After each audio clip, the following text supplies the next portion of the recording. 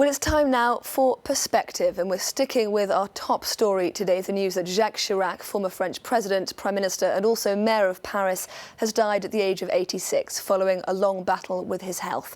To discuss his legacy, the good and the bad, we can cross now to the UK to speak with Andrew Smith, who's a senior lecturer in contemporary history and politics at the University of Chichester. Thank you very much indeed for speaking to us here on France 24 today. What would you say is Jacques Chirac's greatest legacy here in France?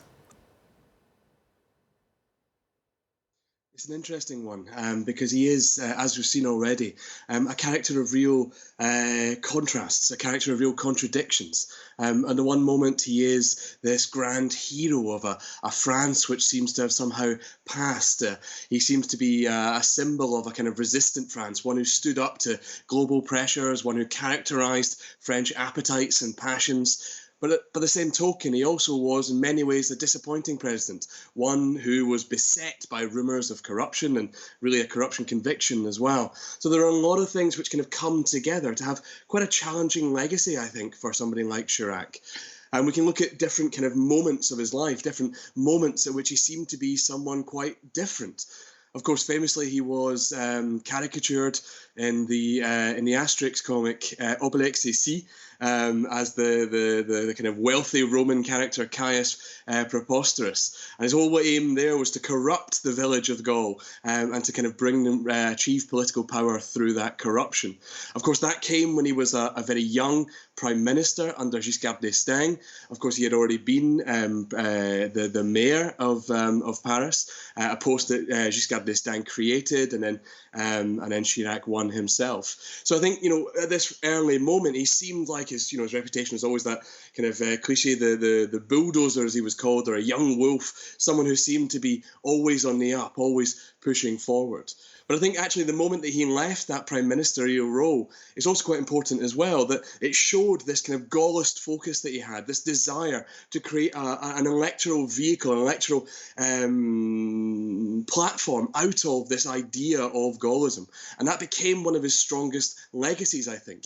He was in many ways a conservative in a changing world, in the shadow and the wake of the general, who actually managed quite a kind of transitional period, I think, in France's history. And what about the way he was perceived abroad? What would you say is perhaps the one most important thing he'll be remembered for outside of France? It's an interesting one, isn't it? I think we can look at, when we talk about the most important moment, it's always challenging.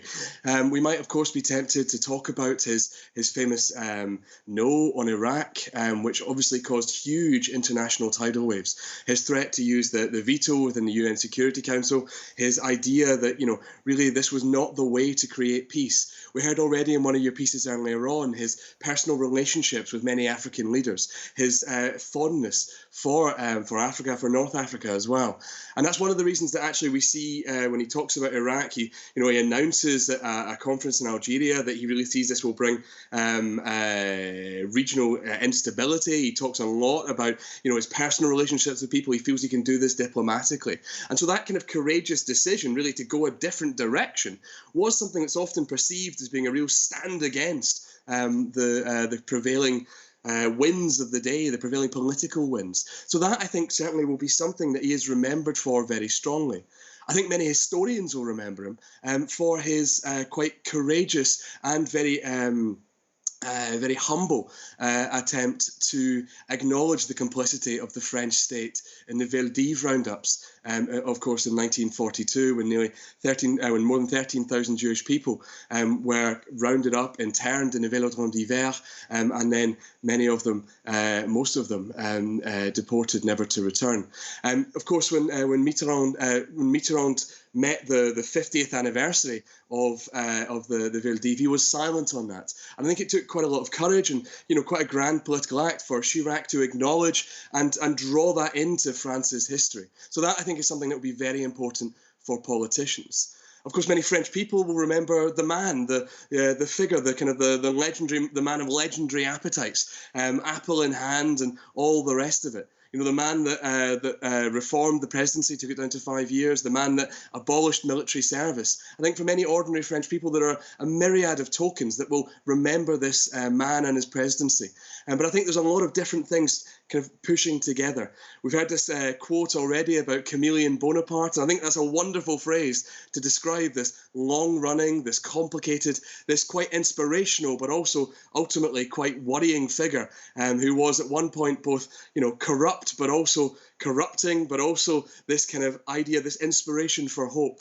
An interesting figure of pliable political ideals who represented nonetheless an idea of France's grandeur in the model of the general, I think. Andrew Smith, Senior Lecturer in Contemporary History and Politics at Chichester University. Thank you very much indeed for taking the time to speak to us here on France 24.